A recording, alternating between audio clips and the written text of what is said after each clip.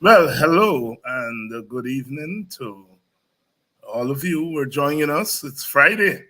It's Friday. Good evening. Good evening to you if you're joining us from Guyana. And of course, if you're joining us from outside of Guyana, it varies. Good evening to those of you in the Caribbean, in North America, and particularly those on the East Coast. Good evening to you. Good night and good morning to those of you coming to us from Europe, our friends in the United Kingdom, Great Britain, England. Um, Good morning to you and welcome to this evening's edition of Politics 101. Today's edition of Politics 101. It's Friday. It's Friday. It's, of course, been yet another busy week politically.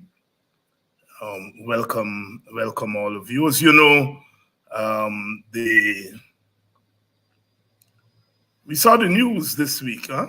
We saw the news this week. There's the fact-finding mission in Guyana, and the government of Guyana refusing to meet with the fact-finding mission. Our understanding is that the mission went ahead and did its work, spoke to Guyanese, and of course, they will make their determination after putting all of the evidence together. The government did not meet with the fact-finding mission. Obviously, they have something to hide, or they're guilty. I think the ship is sinking. The PPP ship is sinking. There's no doubt about that. There's no doubt about that. Good evening to all of you. We got the bad news this week that Guyana is leading the region in malnutrition. We have the most underweight babies being born. Woo. All this contradiction, you know. We are the fastest growing economy in the hemisphere, fastest growing economy, perhaps one of the fastest growing, if not the fastest growing economy in the world. Poverty is at 40-odd%. And now malnutrition. The woes are there. They vary, but they're all the same. Good evening to all of you who are joining us. If you're joining us from Canada, good evening. We're going to have Dr. Vincent Adams here tonight, and we are going to be talking about some of the issues that have arisen during the course of the week. But I think the ship is sinking makes me remember that that song, that calypso of, wow, it's almost 40 years ago by Gypsy. Captain, the ship is sinking. Shall we abandon ship or shall we stay on it? Hey, I think we have to abandon ship. The captain not steering the ship properly. Good evening to all of you. Captain, the ship is sinking. Please share the link, and we're going to get going in a couple of minutes because we're expecting Dr. Vincent Adams here this evening. It's Friday evening. Last Friday, we had Dr.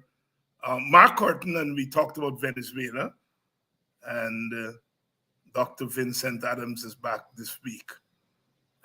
So please share the link and let's get going with tonight's program. Captain, the ship is sinking. Captain, the ship is sinking.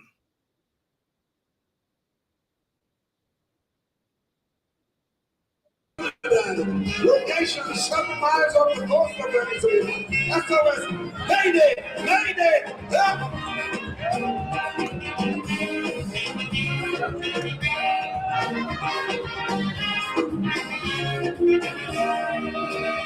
The Trinidad, a luxury liner, sailing the Caribbean Sea.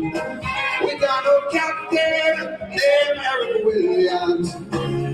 For years, it's old and free. But sadly, Eric Williams passed away. The ship is more than a day. Someone turned the bridge over to a captain named Chambers. My blood crawled, things started to fall. Hold me hand when I said I fall. When they tell me, Captain, the ship is sinking.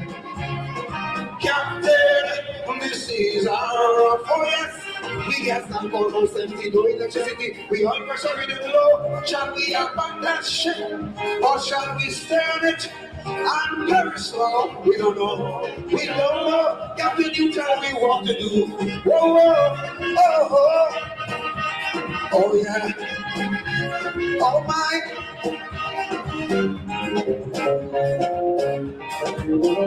You know, boy. The Trinidad, oh, she was a beauty with words that few surpassed. In her day, she sailed majestically. There were few in her class. Faithfully, she put with her sailors need. Some were overpowered by greed, so they built and slow. Some took Bible and go. Oh, she looked dull, she's like a lull. She could barely sit on her heart. What they tell me? The ship is sinking. Captain, the seas are rough. Oh yes, we get that pollution, we know electricity. We all pressure we don't know. Shall we abandon that ship or shall we stay on it? I'm very sure we don't know. Captain, you tell me what to do.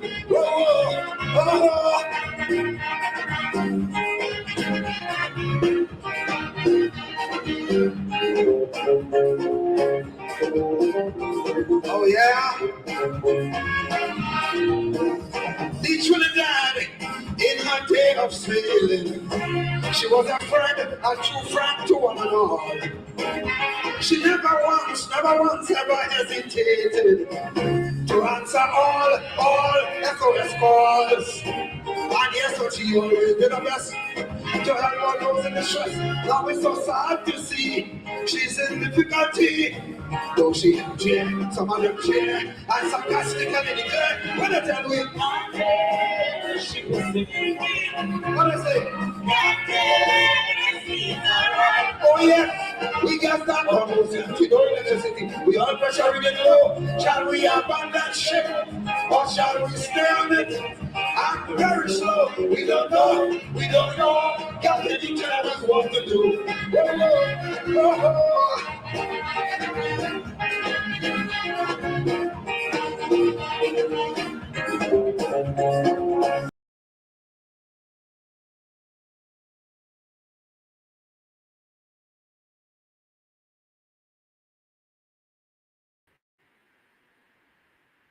Shall we abandon ship or shall we stay on it? Who should we blame for doing her wrong? Now please remember warning you from the years she had to step through. When the keys to your fault, we know who's at fault. It's up to you and up to me to make her way to move up. She's thinking slowly. She been thinking. Oh yes, we got that almost empty, no electricity. We all pressure in the low. Shall we abandon that ship or shall we stay on it? I'm just looking. I don't know. That's when you tell me what to do. I don't know. You tell me what to do. I don't know. You tell me what to do. I don't know. Listen here. Every down.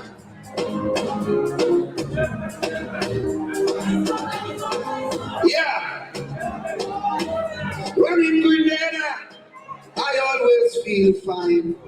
I want to talk, to a friend of mine. Anytime we all meet on any street, I want you to take this message to Keith. Tell him I'm very sure he get a mandate like never before. But tell me what's next.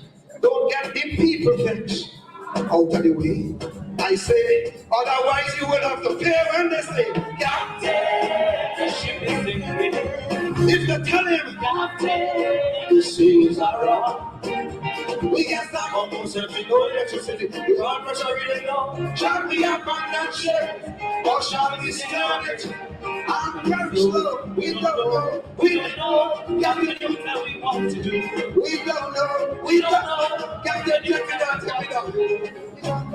You know, tonight I was supposed to be in Toronto, and I said I wouldn't trade this for the world, not even for the money. And I decided to come and celebrate with my friend. It's all about it, ladies and gentlemen. And I want you as Grenadian people to cherish what you have. Because one of these days, you will have it no more. Show Wizard how much you love him. Give him a nice round of applause again. Happy 50th, my brother. And may God continue blessing you to see me anymore. I want to thank you very much for being such a wonderful audience. God bless you. We don't know, Captain, we don't know. We don't know, we don't know, Captain. We don't know, Captain, you tell me what to do. Oh, oh,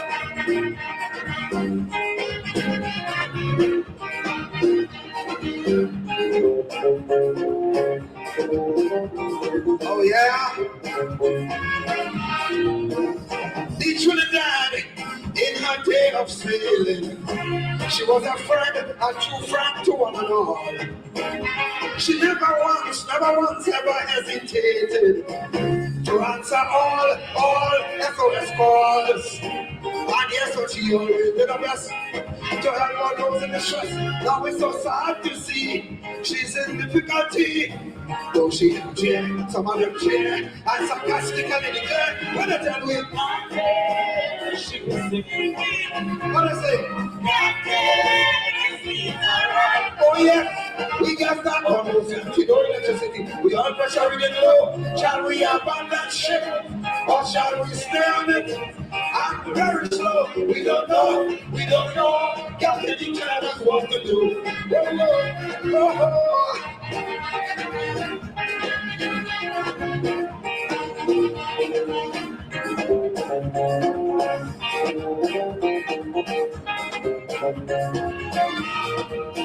Now there's a lot of fingers pointed.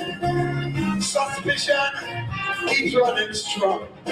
Who's to be blamed for all her failures? Who should we blame for doing her wrong? Now please remember I'm warning you, from your tears she had to step through. When the keys to your vault, we know who's at fault. It's up to you and up to me to make her worry, to move on. She's thinking slowly. The ship is sinking. Captain, the seas are up. Oh yes, we got that almost empty, no electricity. The oil pressure really low. Shall we abandon ship or shall we stay on it? I'm just I don't know. Captain, you tell me what to do. I don't know. You tell me what to do. I don't know. You tell me what to do. I don't know. Listen here. Take it down.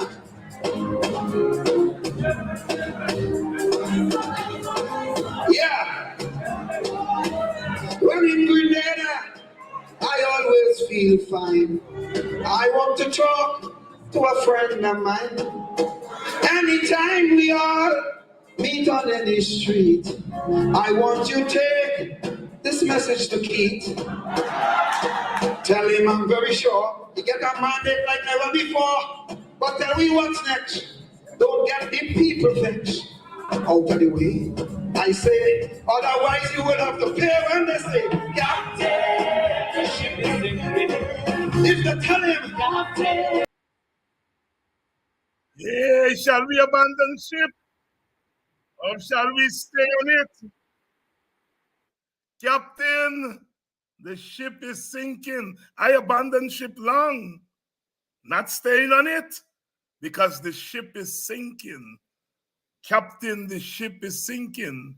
Oh, one of those calypsos that can fit any country in our Caribbean. It certainly fits Guyana because Guyana is now the luxury liner. Plenty money sailing majestically. Plenty money, but plenty malnutrition. Plenty poverty. Plenty corruption. Plenty bad education. Captain, the ship is sinking. Don't get the people vexed because they're going to sink the ship. Jack Dio and Ali, the ship is sinking. The ship is sinking. Good evening to all of you and welcome to Politics 101. The ship is sinking. The ship is sinking because those who are navigating the ship don't know one damn thing about navigation. Good evening to all of you and welcome to Politics 101 on a Friday night. Dr. Vincent Adams is here and we're going to get rolling now. The ship is sinking. Plenty blackout. In the richest economy in the hemisphere, the ship is sinking. Plenty malnutrition, the ship is sinking.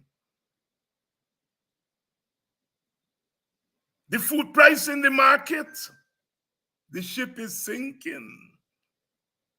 Good evening. How you doing, my friend? My brother Albert Morgan out there in the quarantine union area. The wonderful people in that part of the world, that part of Guyana. Welcome to Politics 101. Once we keep doing what we are doing, the ship is sinking. Venezuela is up in the ante, and our government is not understanding the seriousness of what is happening. The ship is sinking. We need a new captain. Shall we abandon ship or shall we stay on it? Abandon ship. Can't stay on it because you're going down with it. Those who want to stay on it, they're going to go down with it. But we know what we're doing. We're not going down on it. The ship is sinking. Good evening to all of you and welcome to Politics 101. It's a Friday night. It's a Friday night. And we are going to be talking the issue with Dr. Vincent Adams as soon as he's ready for us. I don't think he's quite ready yet. He thought it was 7 o'clock Eastern time. You know, when you're in America, the time changes. Our time in Guyana doesn't change. The ship is sinking. The ship is sinking. Captain, shall we abandon ship or shall we stay on it? No, don't stay on it. Jump ship. Because those who steer in the ship don't know nothing about steering. That is why they couldn't meet with the fact-finding mission. That's why they couldn't meet. Move. Let them move out of the way. But you know how tyrants go. They don't move out of the way. You got to move them out of the way. And that's what we're on. Good evening to all of you wonderful people. I see my brother Leroy Nelson. I haven't seen him for a long time, but it's good to see him and good to know that he's still with us. My sister Lynette Greenwood, Chinese from Annandale. Congo people, Congo say, move apart, move apart. Hey. Captain, the ship is sinking. And when the ship is sinking, our job is to push it faster so it sink faster. But jump off first. Jump off first. Jump off first. Welcome to Politics 101 on this Friday night. And as I said, we're going to be chatting tonight on the various issues of the day. I think Dr. Adams is ready for us. Dr. Vincent Adams, good evening.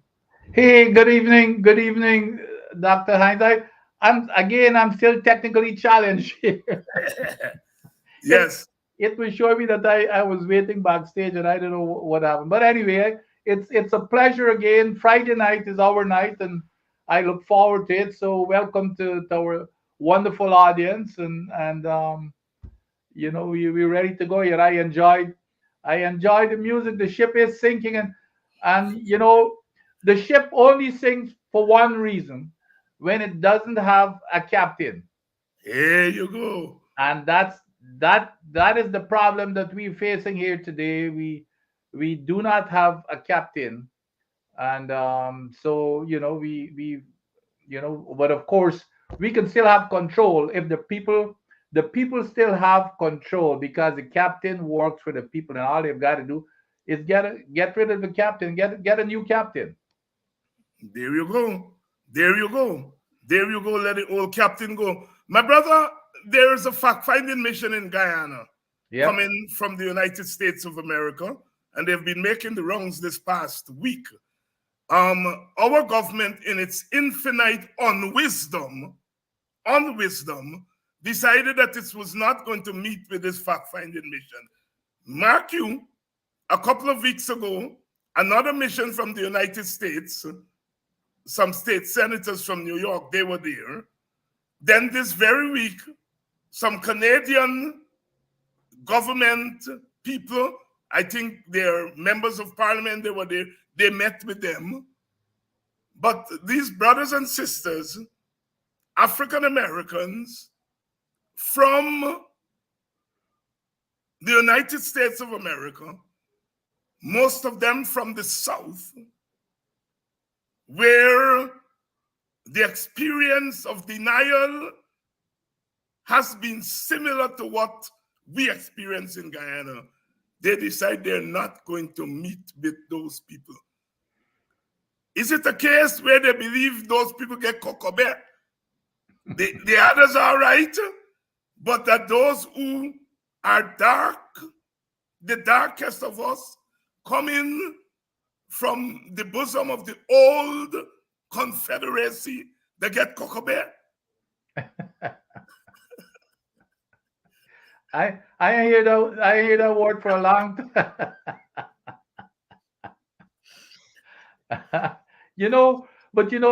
Dr. Hines, I mean, maybe these few words may tell the story here. If you look at the makeup of the different fact-finding teams, I think that the previous one that they met with, it was led or it had one of the members of that was a lady by the name of Miss Prasad. Yes, sir. So maybe maybe that probably is that kind of a strategy, or that is lacking. And you have license to say it because you are half Prasad. Here, no, I'm half Munsami.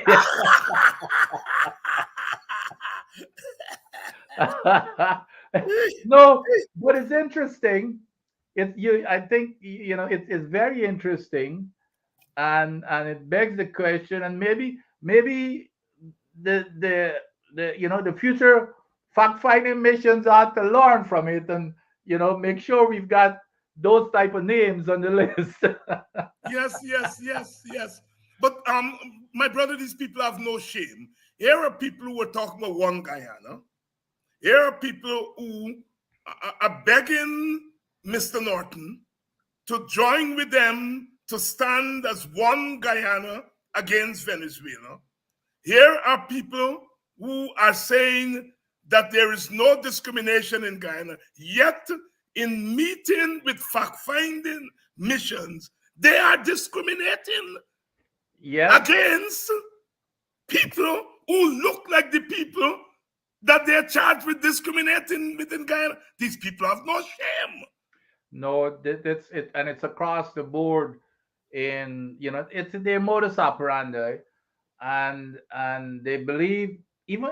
And the thing is, though, Dr. Hines, is it's it's not a case where this government has 60% of the seats in parliament, or 60% of the votes, or 70% of the votes. You could understand that you really don't care a damn about the opposition. Both parties essentially have 50% of the votes of the country. So they're holding on by a very thin thread. So the arrogance is unbelievable. It's the arrogance that is unbelievable. And in their behavior, they really do not care a damn, and operating as if they've got 70% of the support. It's shameless. It's arrogant, and but I guess we have to trust the people, and with reasonableness, because I think they've started to overdo it already, and I don't think that the arrogance is not allowing them to see that they're overdoing it. And I'm sure that there's there's that even if it's a small slice of the population who are seeing it. I mean, I hear it. I know that you hear it, and I hear it all the time with people who complain, who voted for the party to get into power, and now they're even admitting that's a vote that they've regretted because of the blatant and barefaced behavior. Because remember now, Dr. Hines, poverty does not have racial barriers. There you go. Okay? And a lot of people who are suffering in Guyana are not only black folks, a lot of Indians. And I always go back to those cane cutters. Those cane cutters, you remember the situation that they're in, that are struggling with what? $29,000 per month take home, and that type of thing. So those are the people, a lot of them. And when they even tried, these are people who voted 100% for the PPP, and when they just wanted to meet with the president and vice president, they came all the way to Georgetown, and they just ignored them. The same thing happened at Jetty, where those people who are predominantly, on West Damar, predominantly the party supporters, and then they go bulldoze their homes and everything so the Texan could have their shore bases, etc. So they are, I think their arrogance is leading them to overstep their bounds. And I really do have confidence, as long as people like yourself and the rest of the folks keep them informed, I think they're going to understand, and they're reasonable people. And I think they're going to pay a price. I really do believe they're going to pay a price. They are going to pay a price, and they are paying a price, because the very fact that they cannot meet with a fact-finding mission itself is an indictment of the government. If you are large and in charge and you have control, you have nothing to hide, you meet with the people and present your evidence to them. As you were saying to us, we must present evidence. Well, the people have come to Guyana, and these people were in Guyana 2 years ago, Doc. Yes. And they met with the government, and the government was very happy to meet with them, wine them and dine them at State House and so on. 2 years later, the same people come back, and they don't want to see these people. What has changed in 2 years? That is the billion-dollar question. What has changed in 2 years? A lot. has changed in 2 years. One of the things that has now come to our attention is that we are the most malnourished country in the Caribbean region. Now, facts, fact finding. We have the fastest growing economy in the English speaking Caribbean. We have more money than any other country in the English speaking Caribbean. Yep. And we just found out that we have more malnourishment than the rest of the English speaking Caribbean. Doctor, you went to school. I drop out. Explain to us what's happening there. The contradiction, is it? Oh, absolutely. And even before I go there, because I want to reemphasize something that you said there, you know, I mean, if I am running a country, running anything, and I'm being accused of things that I am saying it's not true. I've got all this confidence. I say, hey, absolutely, there is no racism or anything or biases based upon race in my country. I would welcome anybody to come in if I don't have anything to hide to prove my point. I will use it as an opportunity, Doc. I don't care. Come, here's my evidence. I'm gonna, to really vindicate myself. I would love to get those opportunities. So again, what is there to hide? Why? Why? What is there to hide?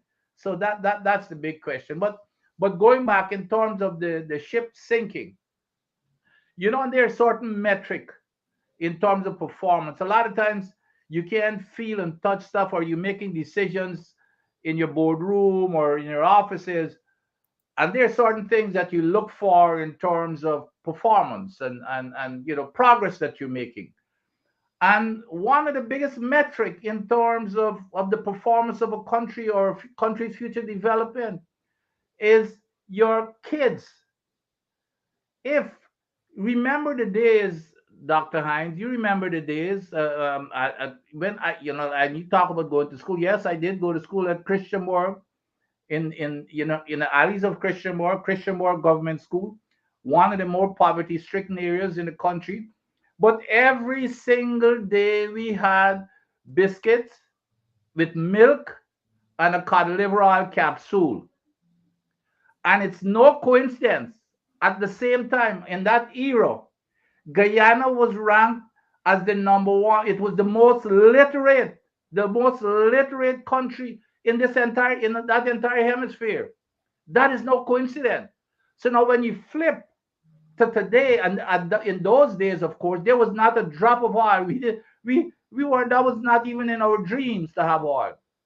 There was no money, poor, but the government used to provide those biscuits on a daily basis, the milk on a daily basis, and those cod liver oil capsules. I remember them, some big capsules. Sometimes you never even used to want to drink it, because if you bite it, it wasn't a good taste. It was a rank kind of a taste. So, and again, it correlated to us being run, having we were the most literate country on the planet, in that hemisphere. So here's what we have: all of the money that we're talking about, the richest economy in the world right now based on our GDP, and we are ranked as the worst when it comes to child malnutrition in the entire Caribbean and Latin America area. Let me give you some stats here, which would kind of I'm sure it will shock the listeners. We have five times the malnutrition rate, according to that index, 5 times the average of the entire Latin American Caribbean area. We have, listen to this part here that is going to shock a lot of people. You know Haiti, right? And Haiti, as you know, has been perennially ranked as the poorest country in this hemisphere, among the poorest country in the world. Would you believe that we are twice as bad as Haiti when it comes to malnourished kids? Haiti. So, but the other thing is, if the kids are not feeding, because this crosses everything in terms of development in the country. Because you don't have to be a doctor or a nutritionist to know, if you're malnourished, you will not learn. You cannot learn in school if you're malnourished. So here we have an entire generation, or even many generations to come, where we're going to have malnourished kids. They cannot absorb the education that they got, from poor schools where you and I went to school. They cannot do anything. So you're going to have generations of kids now. Your entire economy, your future economy is dependent upon these kids, because again, education is the number one attractor of investments into any country. It's not infrastructure, it is education. So here you've got a country with the worst education, because based on its worst health, which drives the worst education, which means you're not going to get any investment in your country. Nobody's going to come to your country. So that is what is happening here. And what was interesting, you would think, Dr. Hines and listeners, that when the story broke, and by the way, let us make it clear to the listeners, this information here did not come from me. It did not come from you. It did not come from Mr. Norton. It did not come from Mr. Ramjatan. Okay, this came from UNICEF, the United Nations Children Fund. It came from the WHO, World Health Organization, and it came from the World Bank. Nothing could be more legitimate than that combination of sources. So that's where it came from. So if I was, we talking about captain on a ship. If I am leading a country and something like this hits me, this here would now become my biggest priority, because this here is the future of the nation. And would you believe, the vice president, he had his press conference and he's always showing up with these thick stack of paper clippings that he goes through, and he views them all, all comers. He just views everybody out. So I'm listening to the conference, and I'm expecting now that he's going to pull out a paper with this headline that says, that talks about, because this here now has, to me, would become not a single word, not a single word. So that is why this is so important for us to bring this to the attention of folks, so that they could hold people like the government in office, and hold them accountable. And I want to close with this statement. How could the leaders of a country with the fastest growing economy in the world be so heartless and numbed to the dire sufferings of over half of its population that survive on less than $5.50 US, 5.5 US dollars per day, Dr. Hines, foodless, homeless, while 1%, maybe 5% of their friends, families, and favorites own 90% or 95% of the nation's entire wealth. That's where their motive is. It's for their friends and families and favorites to have all the riches of the nation, and don't care a damn about those infants that is the future of this nation. And that's, so people need to understand that, because my kids are grown. I'm sure your kids are grown. Half of our population, Guyana, is below the age of 26. So they're the ones who should be concerned about their kids and their families and their generation. So this is the kind of information they need to understand. It's impacting them directly. I don't care whether you're Indian, black, Portuguese, white. It's impacting you. And these are the decisions that are being made by the current administration, and they're ducking from it. They're not even addressing it. This should have been a priority. It doesn't matter. They just push it aside as if it doesn't matter, which means that you and your kids don't matter. So that's where we are. That's where we are. And look, let me editorialize here before I move on to the next topic, my brother. I remember during the recent local government campaign, a certain ex-national cricketer who is on the PPP bandwagon. I remember hearing him, watching that boy say, they tell me I'm drinking soup, but the soup sweet. And I looked at this chap and I said, here is somebody who needs to set an example for young people. And look at the lawlessness. And at a certain level, you felt a little bit helpless because there's no reasoning you can't reason with a mind like that. And there are lots of people, Indians and black people, and I suspect Amerindians, poor like all of us, who say, when the PPP in power, money running. There's that myth that we have signed on to, money running. And how can you tell poor people, look, if money running, don't look for it. Don't look for it. But I want to say to those people believe money running, malnutrition running too, poverty running too. Bob Marley saying in the abundance of water, the fool is thirsty. In the abundance of water, the fool is thirsty. And Dick Gregory would say, what kind of fool is you to believe a couple $1,000 is going to change the material condition of your sisters and your brothers and your mothers and your aunties them.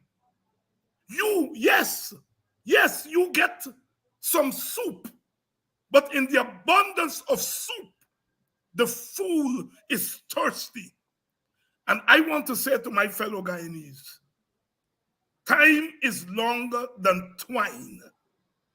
Time is longer than twine. The chickens are coming home to roost every day. Every day. Every day. Now we are learning how malnourished we are. How malnourished as a society we are.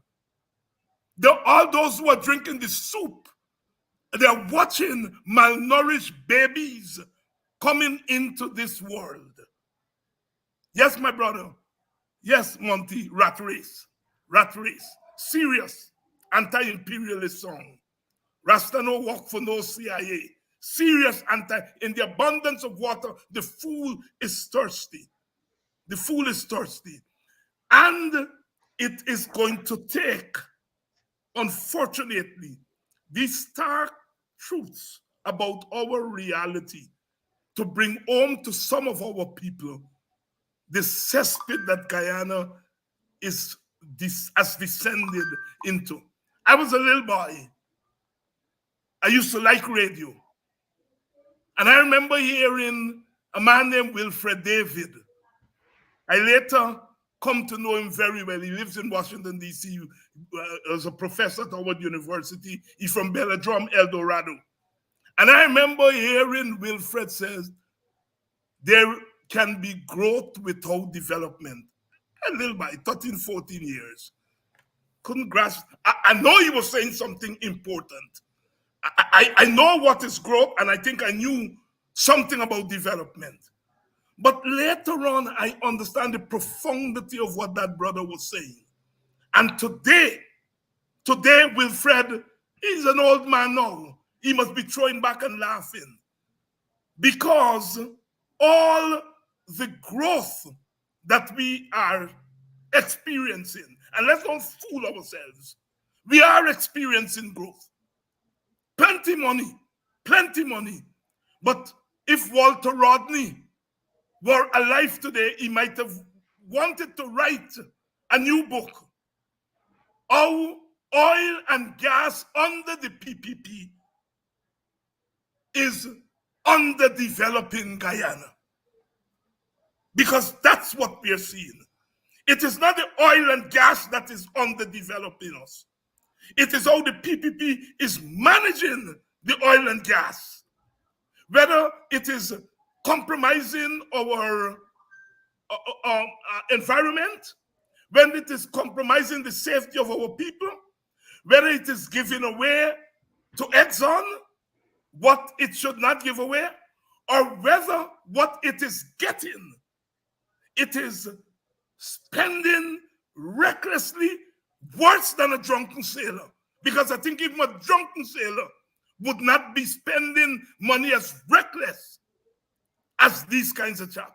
I grew up in a village hearing Freddie Bandula come from Bush, and he take a $5 bill and light it for look for dollar bill. But this government is taking $1 billion and lighting it to look for $1 million. Make Freddie Bandula look like a Sunday school boy. This government is reckless and it's taking Guyana down. And we as a people have a duty to stop it. To stop it. To stop it. One of us will drink some soup. But you see what that soup is producing? Malnourished babies. Malnourished babies. Mark our words. Good evening, Linda Mingo. Good evening, Roy Braffett. Good evening, Joseph Caleb. Wonderful people. Thanks for joining us. We are part of a rescue mission. Rescuing our country. Rescuing our country at a point in time when the gods have more than smiled upon us and have visited us with opportunities to correct a lot of the social and economic malaise that we have brought with us from the plantation right through the barricades under the indentureship system to the present. And we have a government that is so careless, that is so uncaring. As my brother said, Jack Dio is going to hold a 2-hour press conference and cannot comment on the malnutrition that is abroad in our country. These people are not fit to govern. They are not fit to govern. My brother, you know, when the coalition... Before we go into the next question, because you touched on some things there that triggered something that I think that is related to something that I think some facts that the folks ought to know. You talk about, well, let's go back to even the food.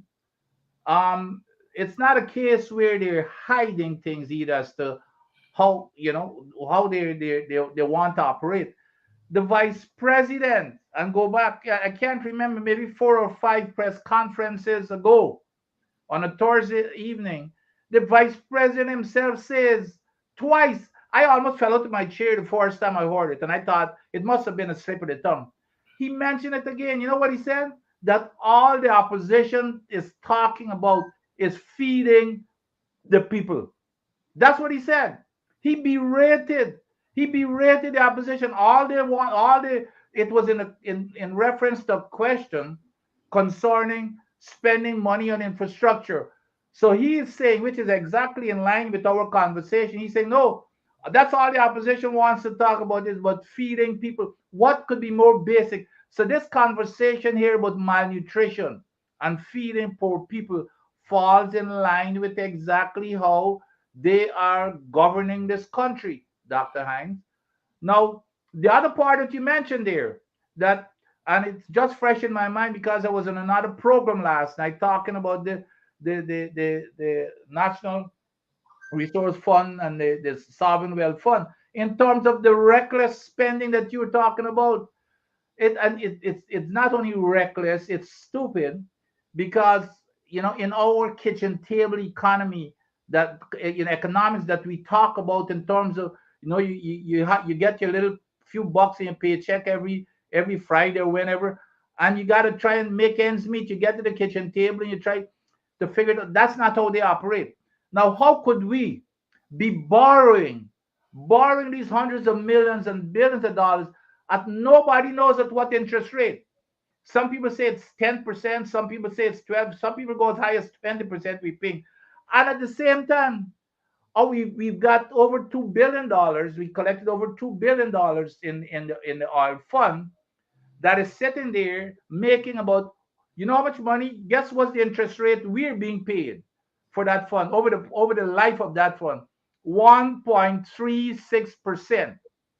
So listen to this, folks. Common sense. You're making 1.3% on your money, but you're borrowing for, let's say, 10%, which means you're losing, oh, what, close to 8% or so. I mean, that is stupidity. None of us would ever do that with you make 1.3% and borrow at a much higher rate when you've got the money sitting in the bank. It doesn't make any sense, Dr. Hines. So that's the kind of recklessness. They would not have done that, Dr. Hines and audience, had it been money out of their pocket. Yeah. They would not have done that. They Yeah. would not have done that. And you touch on it again in terms of, it's not the amount of oil you have, it's how you manage and govern that oil. Yes. Look at the countries. There are many countries um, that have, look at Venezuela has many more times, over 30 times the amount of oil that we have, and they've got the highest, the highest reserves, over 300 billion barrels. And look where Venezuela is. Look at Nigeria. Yes. Look at the whole bunch of other countries in Africa, and then compare that to countries like Norway. Don't even have close the amount of oil that these countries have. But guess what? Oil has made them very rich. Oil has made even the folks in the Middle East very rich. And you know why? Because they don't play around when it comes to corruption and those type of things. Totally, they hold you accountable. I remember even when I was with American Oil Company, Amoco, which was the sister company to Aramco, in that runs the Saudi Arabian, operations. And we used to always assign people to go to Saudi Arabia. And none of us wanted to go to Saudi Arabia because it was so strict. It didn't matter whether you come from the United States or whether you work for Amoco or not. If they caught you drinking a beer of alcohol, they put you in jail. So nobody, they're very strict. It doesn't matter. In Guyana now, Exxon and the foreigners are running the country. That's the big difference, because of corruption and everything else. That is the big difference. While some will flourish with all of the oil, and some will not. So that's again, that's the situation. That's the situation. And for those of you who are asking about Freddie Bandula was an old boxing bushman. He's a legend in a boxing story. I think the Wilmans from boxing back down side are descendants of Freddie Bandula, the old bushman, and he's immortalizing song Freddie Bandula, Dula, Freddie Bandula, King of Santa P. He was a bad man, but Freddie Bandula, before he take the $5 and light it for look for dollar, he feed the family first. He used to feed his family. That's why he's immortalized. Freddie Bandula, the king of Santa P. And this government here doesn't even have 1/10 of the head of Freddie Bandula, because Freddie Bandula would not take $1 billion and light it afire. And that's what this government is doing. It's taking the money and it is giving it away to his friends and his family. That is what I mean by lighting $1 billion. What we call them blowing it out. They're blowing it out. And that's what they are using our money for. That's why we got to be dread, and we got to be dreaded than the dread. We got to be dreaded than the dread. I make no mistake that David Hines and them, that is rev up people. Yes, I want to rev you all up. Because if you don't rev up, then they are going to say to the world, all is well in Guyana. All is not well in Guyana. All cannot be well in Guyana when we have that kind of malnutrition rate in our country. It is, oh my goodness. My brother, I am not into this business that the coalition, they do better than this government and so on. I don't get into that kind of discourse. I'm not saying there's not a place for it, but that ain't my cup of tea. However, I know when the coalition they try to right size the sugar thing, they didn't take into consideration, in my estimation, the racial blowback. I think that was the mistake. Not the economics of what they were doing. Yes. It was the sociology of what they were doing. And I live to see that Jack Dio and them were reinstalled into power, and they come back and admit, not in so many words, that the coalition was right. They know that sugar is not sustainable. They are subsidizing it, but very quietly, they are retraining sugar workers to go into other aspects of the economy, vindicating what the coalition was doing. And they will never give credit to the coalition. That is why coalition people have to say, but wait a minute, we might have screwed up in some regards, but we did get some things right. And as we listen to Jack Dio the other day, we notice him taking credit for the capping stock on equipment in the oil and gas industry and other things he was taking credit for that were implemented under the coalition. And he didn't say these were things that were done by the coalition. He's talking about these things as if they did these things. Speak to that for us. Well, and for full disclosure to Dr. Hines, and the folks would know, and even Jack Leo and them would know that even when I was working for the coalition, I used to be out there publicly criticizing the government, and I never had any blowback from the president or anybody.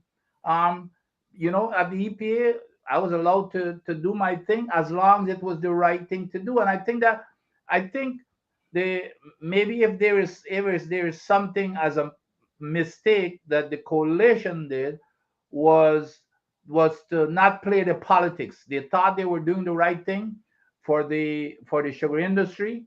They look at the economics. This wasn't work. They were going to retrain the workers without considering the political blowback. Yeah. So, and now that the PNs, well, at the time the PP people probably wasn't even smart enough to recognize the economics and all those type of things. But now it's facing them right in the head, and like you said, right in the face.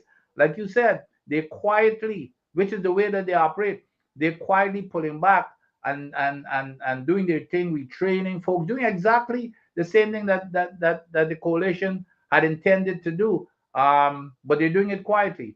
It's a reality that is hitting them. Now, and I listen to both the vice president. First of all, the vice president, he was coming out every week and answering questions. So he was pressured into putting up his Minister Barrett on show also this week. So both of them know. I mean, let me tell you, these guys, they're basically a disgrace. Listening to them, it's embarrassing watching them. It's a lot of times, guess what? They spend their time, especially the vice president, cussing out folks and abusing out and even insulting the reporters when they ask him basic questions. So now they're asking, and in today's Culture News, they made a list of all the questions that I think it was like 9 questions where they did not even address.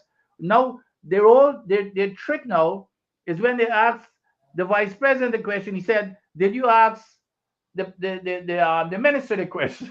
So that's their trickery now.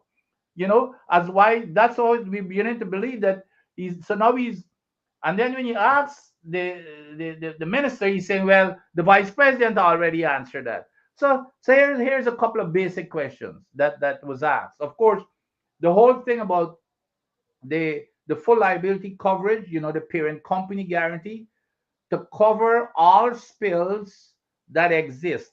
Whoever is the company, Exxon, must cover all spills. And you remember that was put in place when I was at the EPA.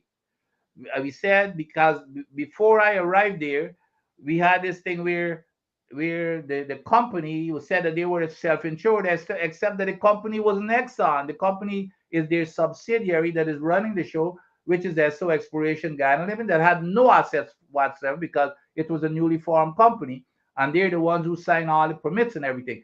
So they didn't have any assets. And I said, no, you've got to go back.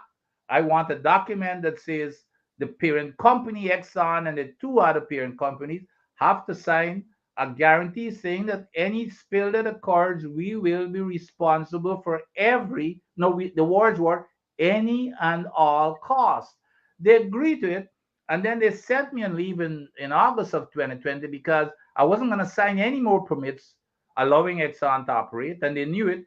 So we were close to the document, getting the final document. They sent me and leave in August. They went ahead and signed it in September and got rid of the parent company guarantee. So that is how it ended up in the courts. And of course, I had already put the language into the permit that they couldn't escape it. And that was what before Judge Kissoon, why Judge Kissoon was so, that's why he blasted them so much in his ruling. So the question came up again with the new developments, with the new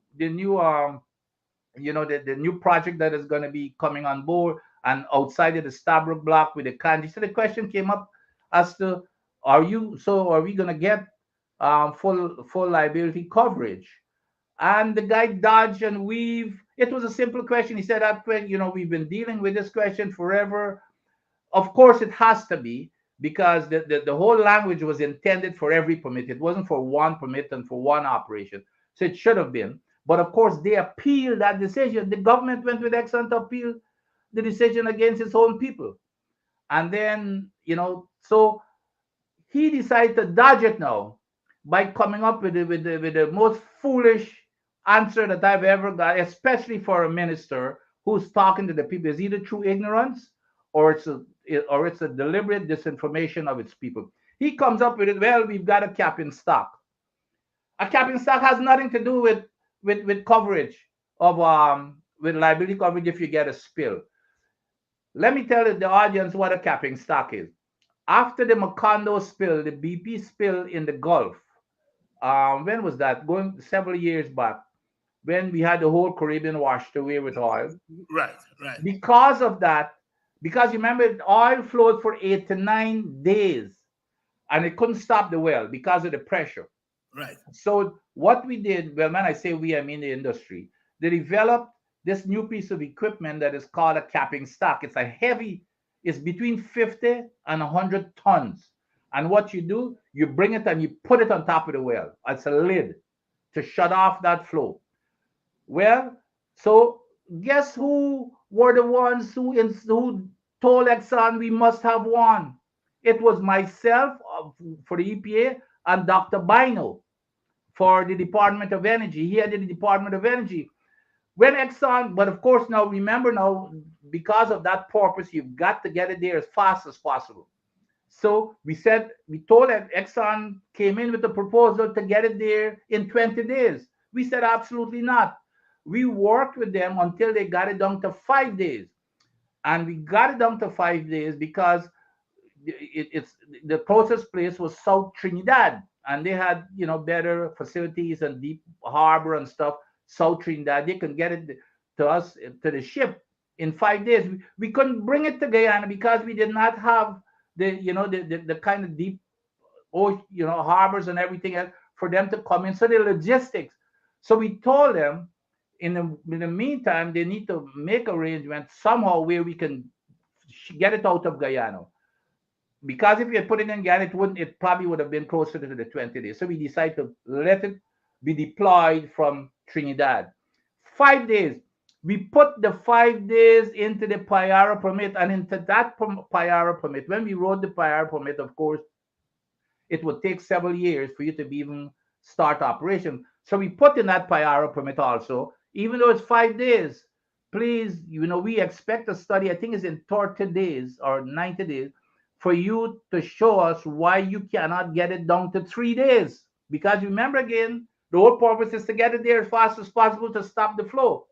Do you know what they did secretly here? This permit that was signed in September of 2020, do you know what they did in June? Normally, when you change a permit, you go out and you advertise it in the newspapers, tell everybody we're changing this. I just stumbled upon them secretly changing that permit June of this year to remove, to triple that 3 days to 9 days, bringing it out of Guyana. And now they're bragging that their initiative was with this capping stock that we never had before, nobody ever had in the Caribbean, and it's now coming out of Guyana. Who cares where it comes out of? Like I said, we were putting it out of Trinidad to cut down on them. Let's make sure we have them. So now they've tripled it. They've callously tripled it from 3 to 9 days to put at risk an extra 6 days of oil just flowing if we have a spill.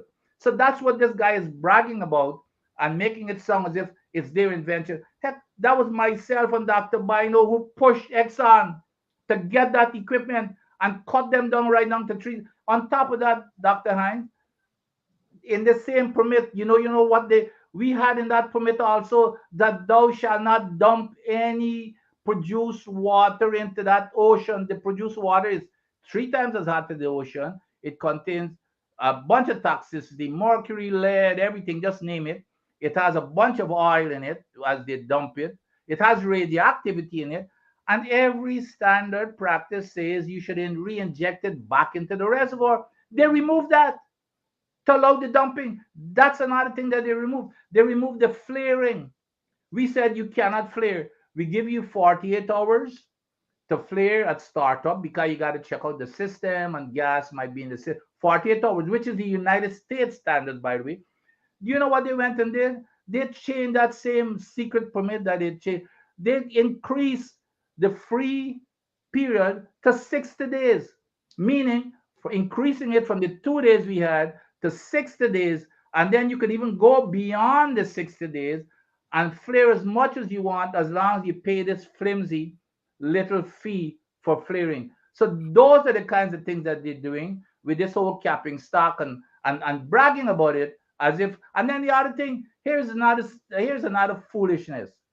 Um, the guy even got so brave as to invite the media to come in and see the technology that they have for monitoring spills. Nobody monitoring in the environmental world is not to monitor after you have a spill. Monitoring means you're monitoring and providing oversight to prevent a spill in the first place. That is why when I was at EPA, we put together when the World Bank provided $1 million US with an export from Mexico to come in. We put together a plan with a document with a plan with a 36-member petroleum unit of the EPA with 5 to 10 years experience, a high-powered team, 5 to 10 years experience and qualification in petroleum engineering, geological engineer and stuff, to be on the boat 24/7 to monitor, to prevent these type of things. That same Minister Bharat, he dumped it. And when he was asked about it, when I brought it up, he said, oh, it never existed. I was dreaming this stuff. Well, of course, by whatever means, the cover of the document got put on the front page of the Kaichor News. And now we can't back off. He said, well, yes, oh, that document, oh, yes, we were implementing it. Where are you implementing it with this monitoring nonsense that you're talking about that is using satellite? When I was at the EPA, we were the ones who brought in satellite technology, but it was not for the oil industry. It was for the mining, where access was impossible to go into those mining areas. So we want to get pictures as to what is going on in the mining areas, not on the oil, on the oil wells. We wanted to have our people out there 24/7. So now they're using that technology. And then he's saying, well, you can see anything from the sky. That's nonsense. That was one of my forte. It's called remote sensing. There's no technology to see any kind of sheen little sheen on the ocean and that type of nonsense. The only monitoring you can have is on-site presence of knowledgeable personnel. No satellite is going to see below the cover of a ship. And by the time you see a spill, it's over. Monitoring is not to see a spill after the fact. Monitoring is to have oversight before. So that's the stupidity and nonsense that they're talking about. That trying to fool people, or it might just, I believe it's more ignorance more than anything else. Because I can tell you this, an audience, and I've said this over and over. There is not a single person, not a single person at the EPA who's ever had not even an hour or a minute training in petroleum, in the petroleum field. Not a single one. I know it because I was there, and that was why I was trying to build the capacity that they pushed aside, because they do not want, they nor Exxon want anybody who is knowledgeable.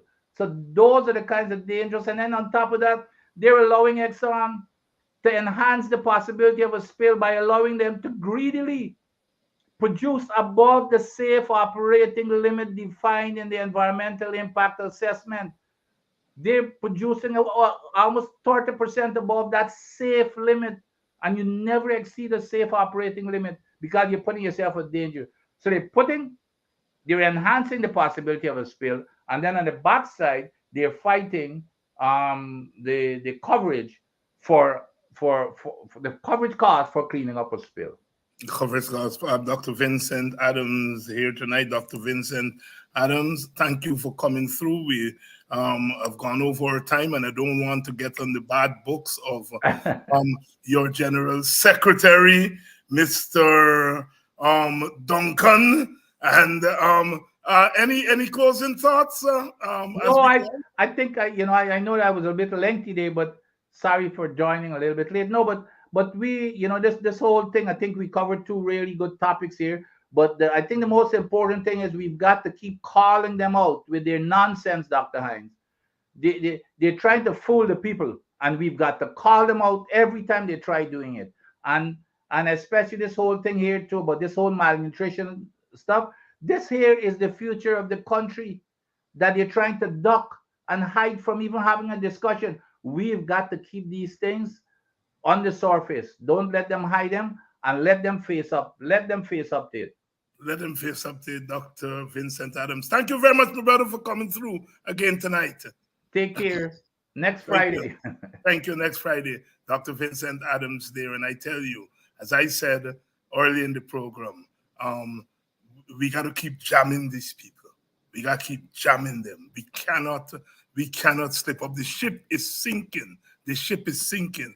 And if a ship is sinking, we got to push it down quicker. Good evening to all of you. I know it's Friday. Raquel Gentlo and Esther Blue and Rhonda from Den Amstel. All of you wonderful people. Thank you all for coming through tonight. I know it's the weekend. Stretch out a little and don't take your eyes off the prize, because the ship is sinking. Captain, the ship is sinking. The ship is sinking. Captain, this is our fire. We get that pollution, we know the necessity. We all pressure we don't know. Shall we abandon ship, or shall we stay on it and perish? Lord, we don't know. We don't know. Captain, you tell me what to do. Oh, oh,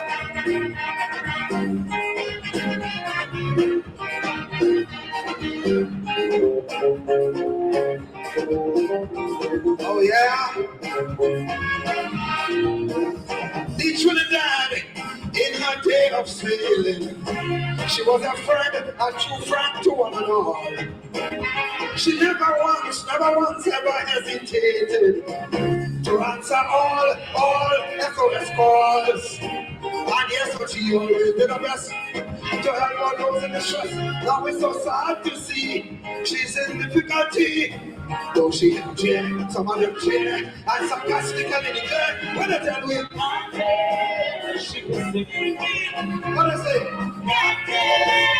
Oh yeah, we got that almost we don't electricity. We all pressure we get low. Shall we abandon ship or shall we stay on it? I'm very slow. We don't know. We don't know. Captain tell us what to do.